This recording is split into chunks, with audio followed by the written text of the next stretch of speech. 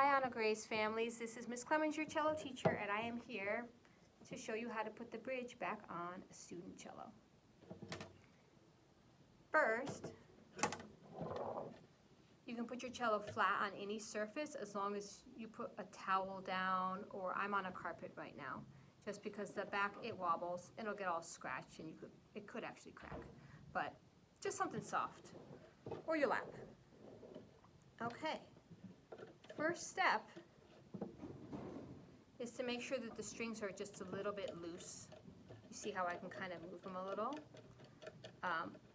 That's probably how the bridge fell off. Usually the strings get a little loose and the bridge flies off. So if they're not loose enough, like they feel really like you couldn't move them at all, then you want to go up here and just loosen the pegs a little bit. The tiniest bit of a twist. We'll loosen these guys up. Okay. On your bridge, look at the notches. The skinniest one should line up with the skinniest string called the A string. You could ask your child which one that is on the cello.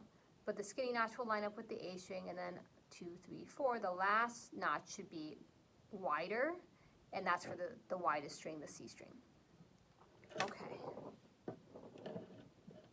So I just make sure all my strings are on top of this fingerboard here. And then I line up the bridge notches. I just lay it down like this, and kind of at an angle.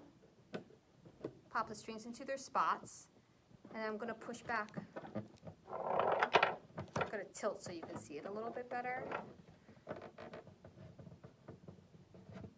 And just slide it into its spot. So, I know where to put this on the top for 2 reasons. Usually, there's some sort of mark from where their feet were before. If you look, like there'll be like a little square mark or something, because they slide around and they've been standing there for a long time.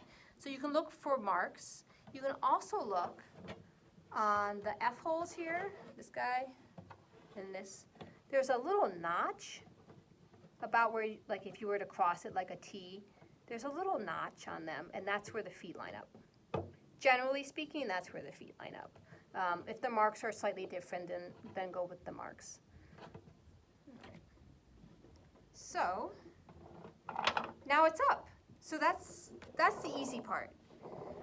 The tricky part is when you go to tune it again. So, right now it's super loose and not making any sound. So I have to go back up to the pegs. I'm gonna give them a twist up, what would be up, right? And I don't know if you know, but you have to press in pegs as you turn them. That was the first string. I'm gonna bring up a little. If any of you play guitar, or like ukulele or have, you know that when you tune a guitar, because it has the gears, they just turn and they stay where they're supposed to stay. But with the older instruments like cellos and violins, the pegs are fitted and you have to kind of press in on them to get them to stick in the hole. So that's one of the things, that's one of the reasons why they go out of tune.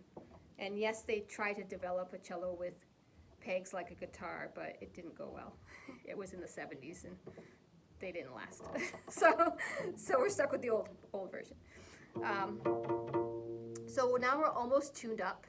I have a tuning video on our YouTube about exactly how to tune your cello all the way.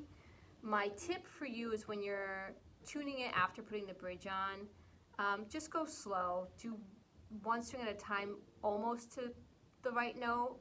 Like it's still low sounding, a kind of odd sounding.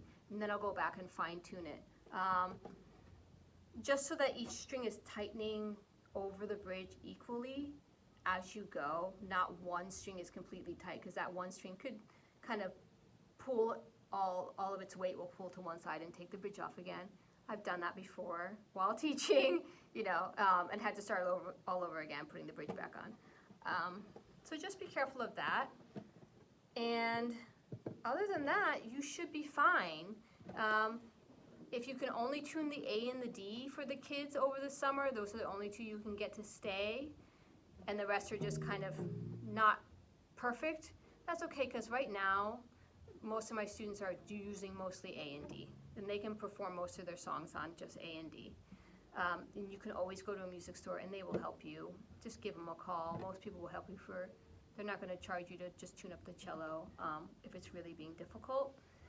And last, one more point, just because this happens, sometimes the thing inside, you can hear that, there's a little wooden post. It's called a sound post. And it is important for the cello sound. If it falls over, I will take care of it in the fall. There's a special tool, and you go in there and you like reset it.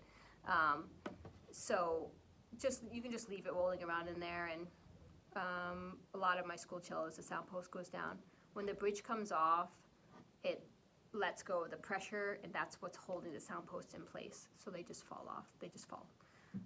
But no big deal. They can still play just as well without it for a while.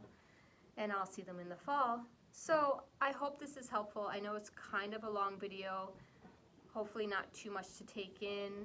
And if you're having any problems, send me an email or send me a text.